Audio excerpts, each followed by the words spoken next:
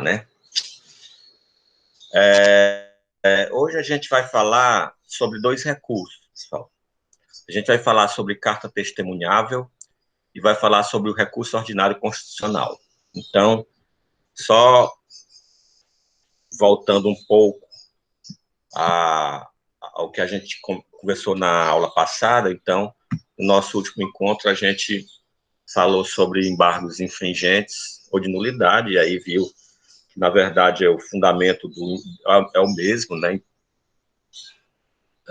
Fundamento legal, apenas essa nomenclatura infringente ou nulidade recebia pelo conteúdo do recurso, e era um recurso privativo da defesa, né? Sempre com o objetivo de fazer valer a tese de defesa derrotada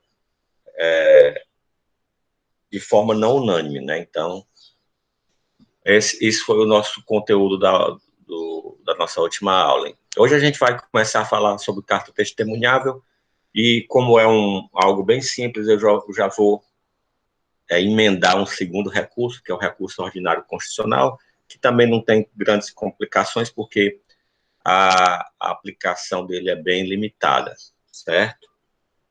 Então, a gente começa agora com a carta testemunhável, né, vendo, sempre a gente começa com o conceito. Então, carta testemunhável nada mais é do que um recurso que tem por fim provocar o reexame da decisão que denega ou impede o seguimento de um recurso. É subsidiário, somente cabível se não houver possibilidade de outro recurso. Denegação de apelação, cabe recurso em sentido estrito. O que é que isso quer dizer?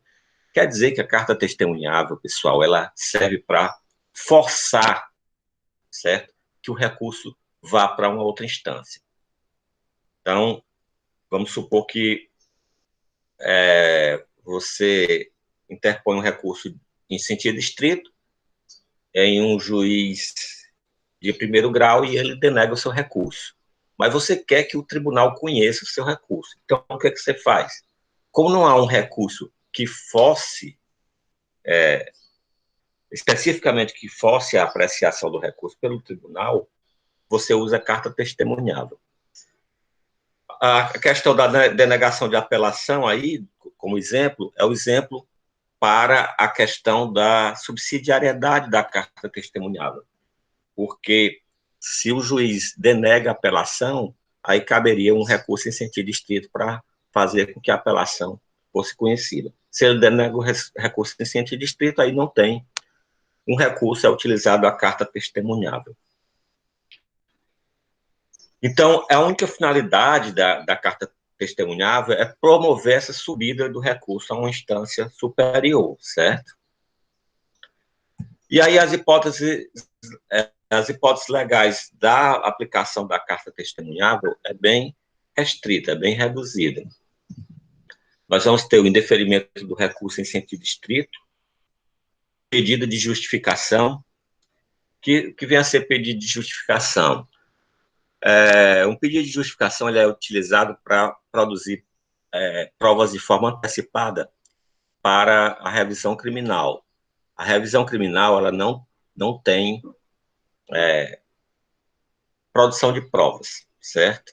Então, quando você entra com a revisão criminal, como a gente vai ver mais adiante, deve ser instruída já com todas as provas. Então, por exemplo, se surge uma testemunha nova, ela não é ouvida ela vai ser ouvida no pedido de justificação.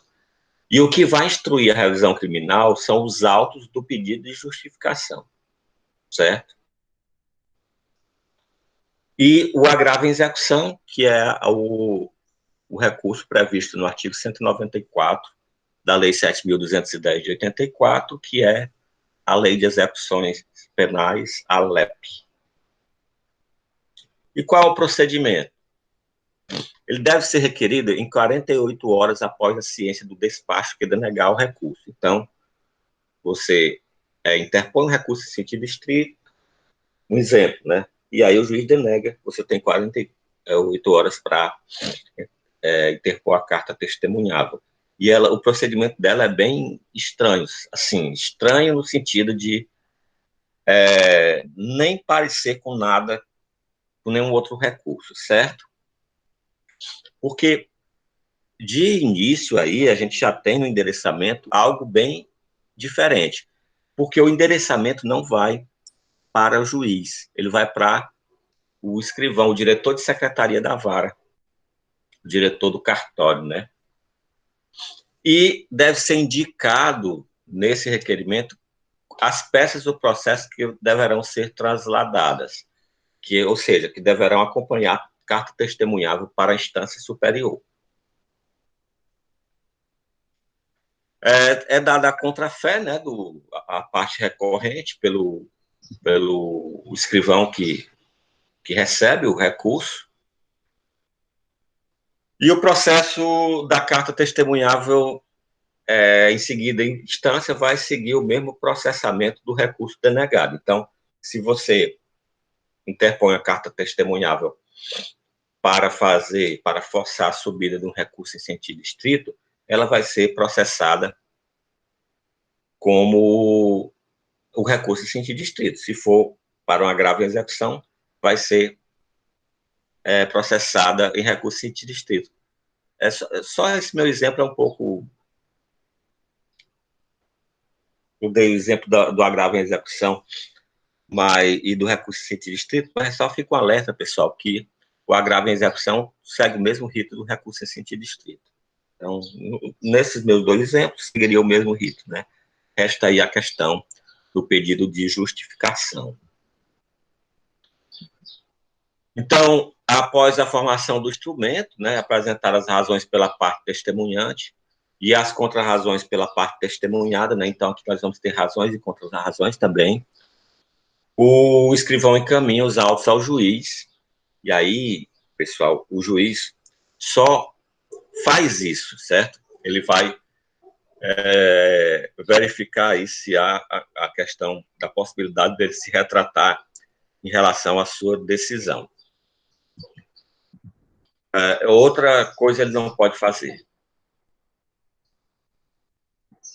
Em seguida, a parte testemunhante deve indicar as peças pertinentes, entre as quais não pode faltar as certidões de intimação do defensor, do réu, a sentença de pronúncia, ou seja, o que é o objeto do recurso, certo? O que é importante para que a instância superior processe esse recurso, certo? Então, vamos logo para o modelo da carta testemunhável. Como eu falei, é bem simples e até mesmo porque as hipóteses de cabimento também são bem reduzidas. Então, nós vamos ter uma peça de interposição e aí verifico, né, como eu já falei, que logo no endereçamento aí, vocês percebem uma diferença que é gritante em relação a qualquer outro recurso, pois esse não é endereçado ao juiz, mas o diretor da secretaria da vara, né, onde o recurso foi denegado. Então, a interposição seria mais ou menos assim, né?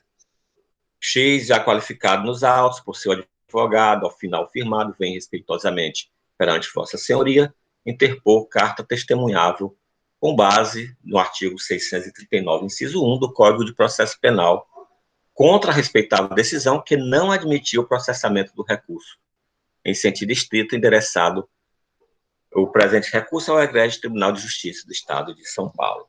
Requer a Vossa Senhoria que, antes da instrumentalização final do recurso, né, ou seja, antes dele fazer a cópia, né, das peças, das partes do processo, que vai subir para a segunda instância, né, seja o mesmo encaminhado ao nobre magistrado para efeito de juízo de retratabilidade, nos termos do artigo 643 do CPP, postulando-se a reforma da decisão recorrida.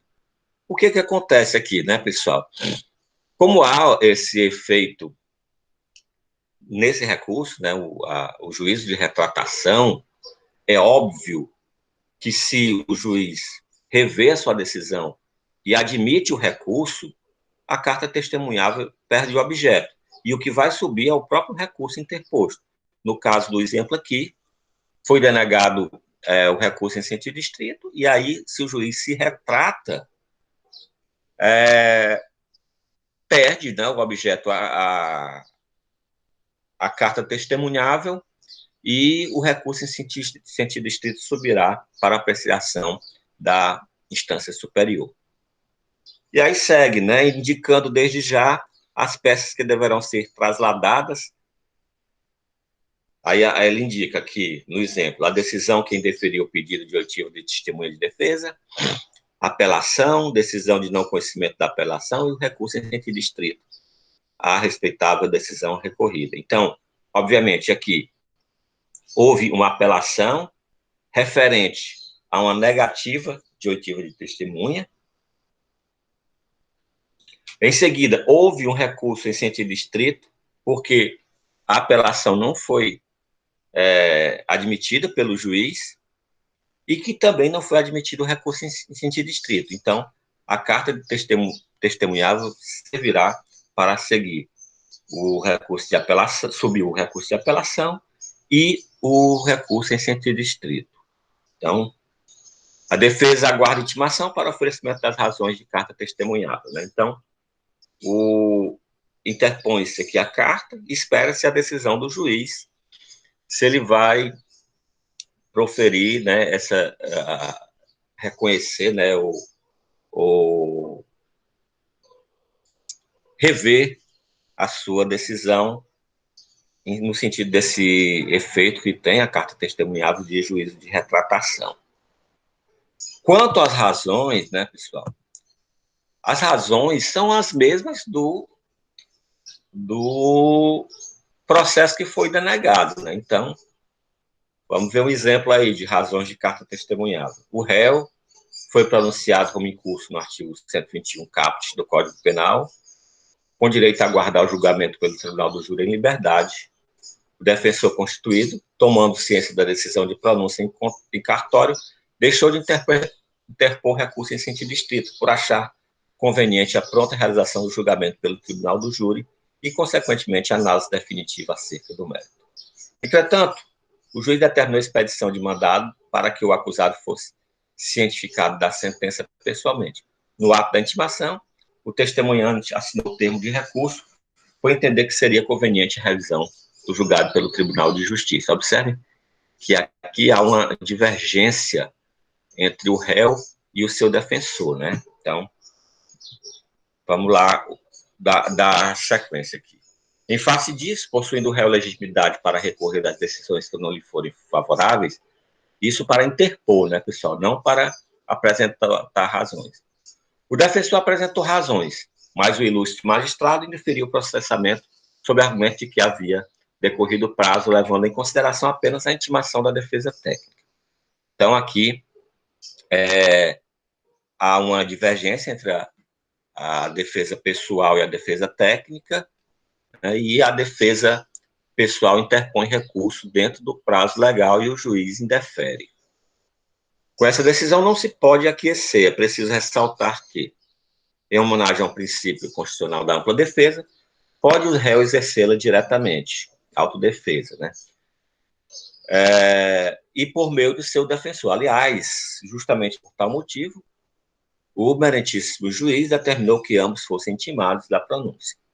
Não é cabível, portanto, o indeferimento do recurso apresentado pelo acusado, até porque a defesa técnica com ele concordou e apresentou as devidas razões. Não há divergência entre autodefesa e defesa técnica, devendo haver processamento do recurso em sentido estrito dessa feita. Ressalta-se que, havendo dupla intimação, o prazo somente se esgotaria se ambos tivessem permitido o trânsito em julgado da decisão. Ante o exposto, aguarda o testemunhante seja dado provimento ao presente recurso, determinando-se o processamento do recurso em sentido estrito, possibilitando a nova análise da sentença de pronúncia, pois assim fazendo estará esse egrégio tribunal realizando a tão aguardada justiça. Observe, pessoal, aí na questão do pedido. O pedido é sempre o mesmo, certo? Então, que seja dado provimento, né, o recurso, determinando-se o processamento do recurso que foi denegado. Então, se foi denegado o recurso em sentido estrito, obviamente o recurso em sentido estrito vai seguir com a carta testemunhável e o pedido é que ele seja processado, certo? Então, o pedido sempre vai ser esse, processamento do recurso que foi denegado. Ok? Então, a carta testemunhável é bem simples, tem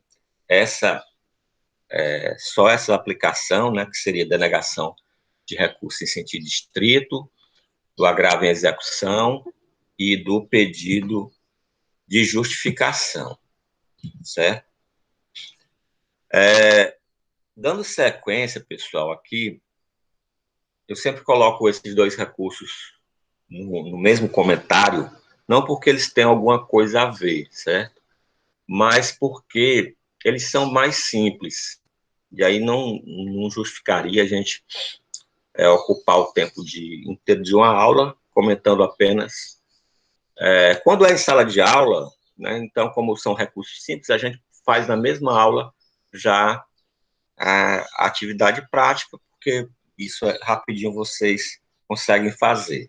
Mas aí a gente já vai passar, não para o caso prático, mas para um segundo recurso, que seria o recurso ordinário constitucional. Também não é complexo, assim como a carta testemunhável não é, ele vai ser aplicado somente no STJ e no STF em casos bem específicos, e o que você tem que observar é a fundamentação legal, certo? Então, fundamentação legal para o STJ ou o STF vai ser diferente. Então, o recurso ordinário constitucional é uma modalidade, né, de recurso dirigido ao STF ou ao STJ, como eu acabei de falar.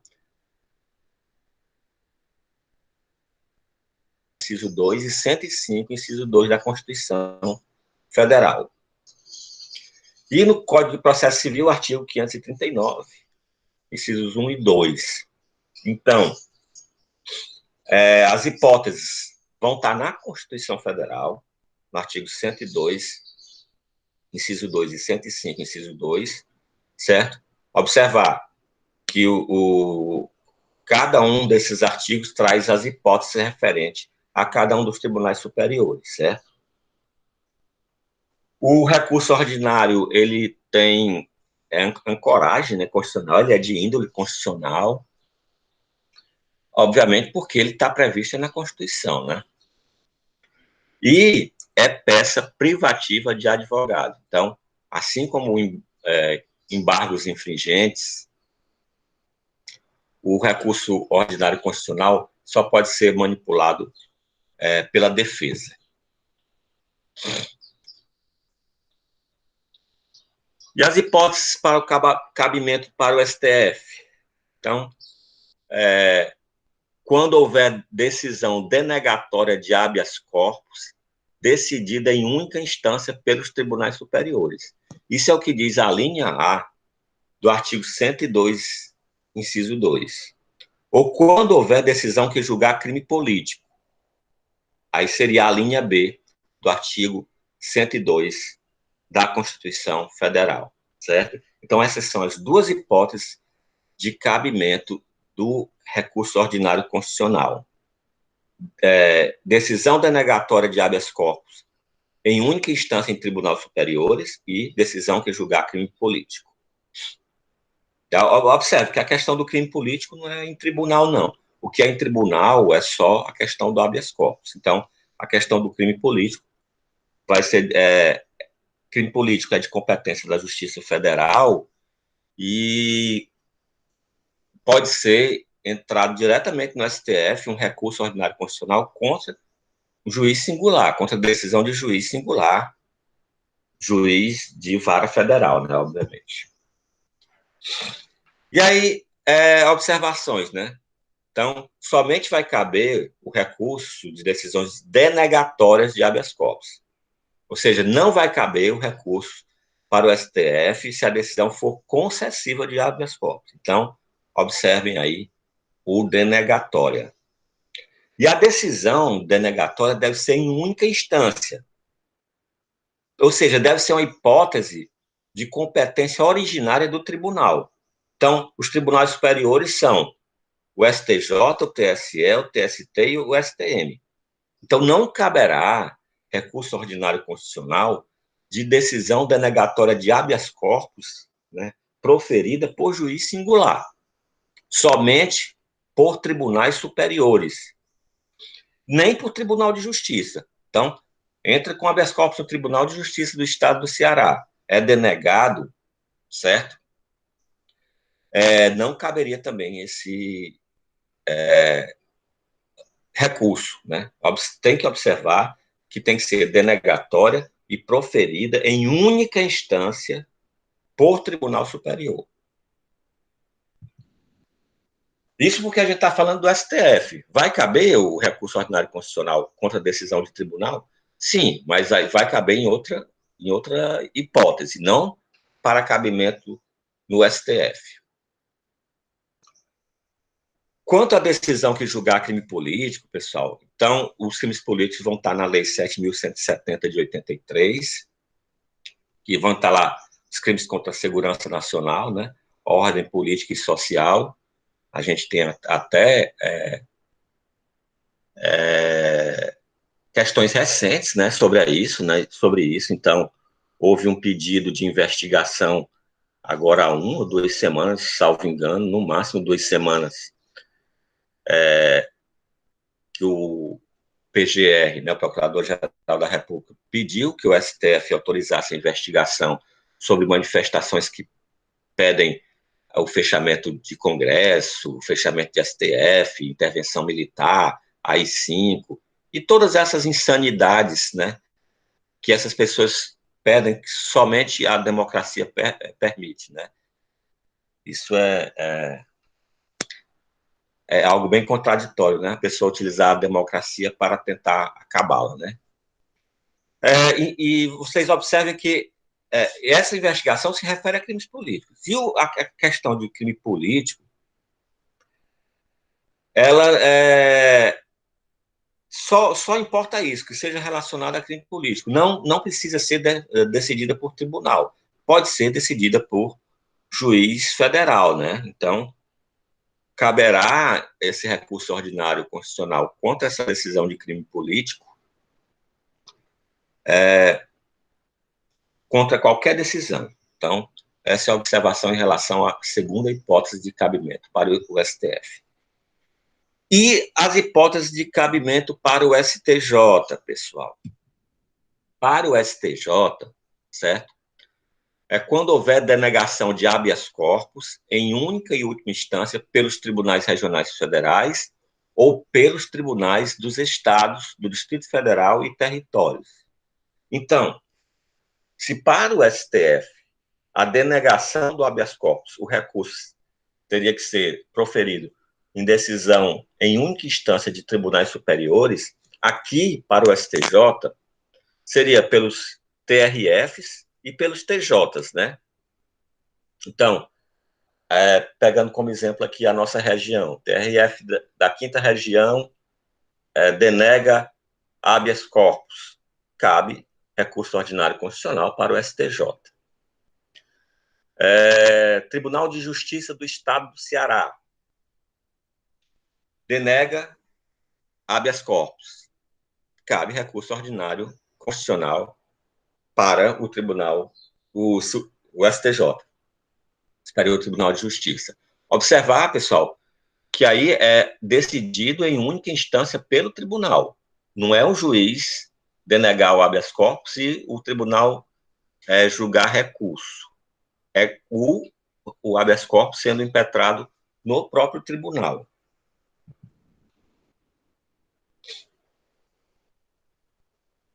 Então, essa é a única hipótese, né, do STJ. Então, a questão do crime político não vai entrar aqui. Então, como eu disse logo no conceito, a única coisa que vocês têm que ter cuidado, a única coisa não, mas a mais importante é em relação à fundamentação legal. Então, nós vamos ter o STF fundamentado no artigo 102.2 da Constituição, e o STJ no 105.2 da Constituição. Em relação a prazos, né? Habeas corpus, né? 5 dias, prazo único para a petição de interposições com os recursos ou contrarrazões. Uma observação aí, pessoal, é que esse prazo ele vai estar tanto no regimento interno do STF quanto na Lei 8.039, que é a lei que regula o procedimento e o processamento nos tribunais superiores, certo? Então, o prazo de 5 dias é o prazo da Lei 8.038, que regula o procedimento no caso de competência originária dos tribunais, STF e STJ, né? Tem ainda uma súmula do STF, que é a súmula 319, que também fala nesses 5 dias, e o regimento interno do STF, dos artigos 310 e 311, também vai trazer esse mesmo prazo. Em relação a crime político, nós vamos ter prazo diferente, né? Então, vamos ter 5 dias para petição de interposição, 8 dias razões ou contrarrazões.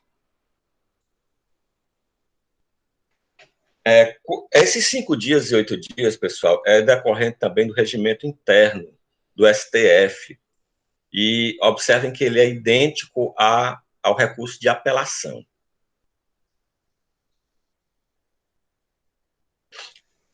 Isso decorre desse regimento estabelecer que o recurso ordinário constitucional vai ter o mesmo processamento da apelação. Então, como ele tem o mesmo processamento da apelação, o prazo é o mesmo. 5 dias para interposição e 8 dias para razões ou contrarrazões, né?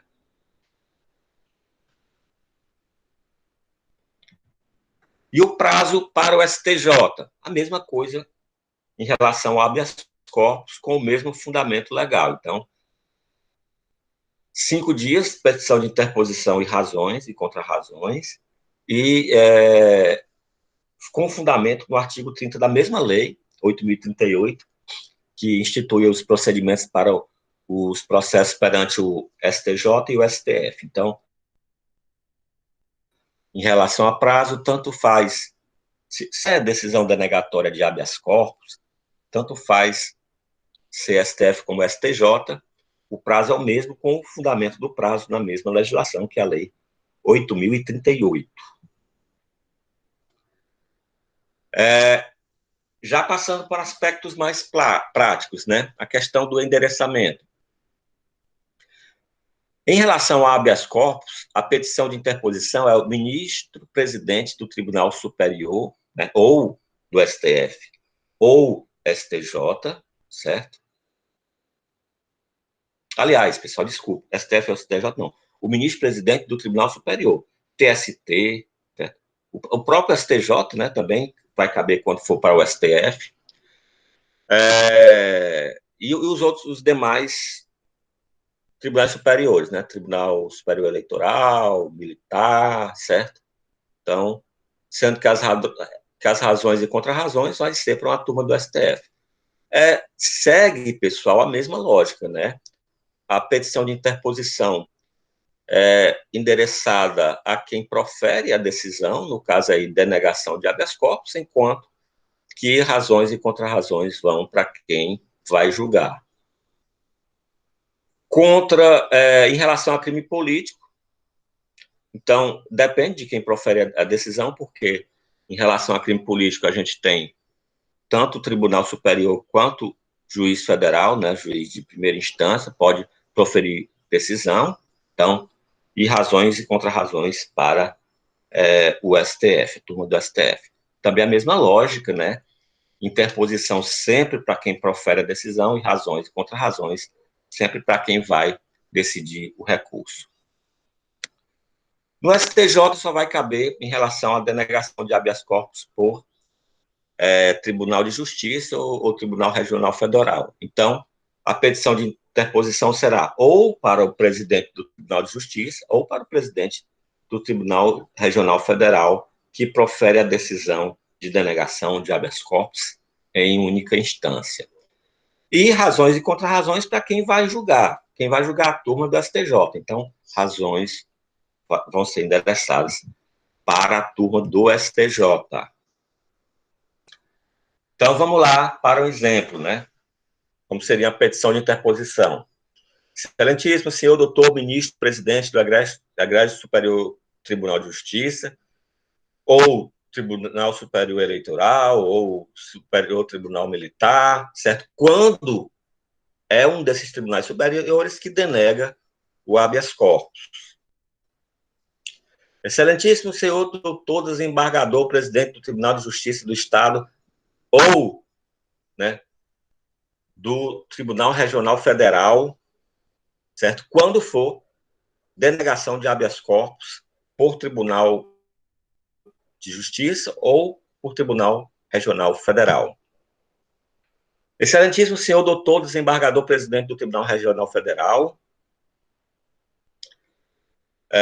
ou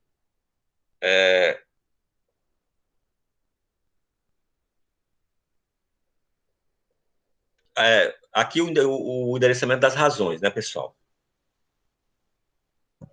Aí vem a qualificação, não tem nada a acrescentar, e aí o recurso ordinário constitucional, e como eu falei, fiquem atentos para a fundamentação, porque se o fundamento se o recurso, as razões do recurso vão ser endereçadas ao STF, então você vai ter que fundamentar o recurso ordinário constitucional com o artigo 102.2A, quando for denegação de habeas corpus por Tribunal Superior, ainda quando for razões para o STF de crime político, será o artigo 102.2B. E se as razões for para o STJ, aí a fundamentação muda, o 105.2A. Né? E tanto o 102 quanto o 105 são da Constituição Federal. Né? Então, requer que após o recebimento desta, com razões inclusas, observem que o prazo, né, os 5 dias é único, ouvida a parte contrária, sejam os autos remetidos à instância superior para consequência, conhecimento e provimento. As razões, né? E aí, as razões vai depender de quem vai julgar, né? Então, você vai endereçar as razões ou para o STJ ou para o STF, né? E um exemplo de razões aqui, né? Então, não tem nenhuma diferença em relação ao que se arrasou em outros recursos, né? Sempre você apontando o que quer que seja revisto. Então, você vai falar dos pontos principais, dos fatos que ensejaram a interposição do recurso ordinário constitucional, né? Então, por exemplo, na questão do habeas corpus, né? Decretado uma prisão pelo juiz tal, autoridade coatora, em razão da ilegalidade da prisão, foi impetrado habeas corpus perante o tribunal que denegou a ordem. Né? Então, observem, impetrado perante o tribunal que denegou a ordem. Por quê? Porque se for para o STF, tem que ser Tribunal Superior. Se for para o STJ, pode ser Tribunal de Justiça ou TRF. E aí indica os motivos que você vislumbra de ilegalidade nessa prisão e que ameaça, né, o cerceamento aí do direito de liberdade. Da mesma forma que faz no habeas corpus, né? Aí você já passa, né, para a questão de direito e pedido, né? Então a respeitável decisão merece ser reformada pelos motivos e fatos aduzidos, né? Passando para o direito, fala, né, qual foi o equívoco cometido julgadores, né? E aí indica qual o direito, né, a ser aplicado ali no caso concreto. E o pedido, pessoal, é prover o recurso e reformar a decisão proferida. Né? No caso de habeas corpus, se foi denegado, o que se pede é a concessão da ordem de habeas corpus. Não vamos fazer caso prático hoje, porque nós temos aí uma atividade em andamento no Unifam Online, né, pessoal?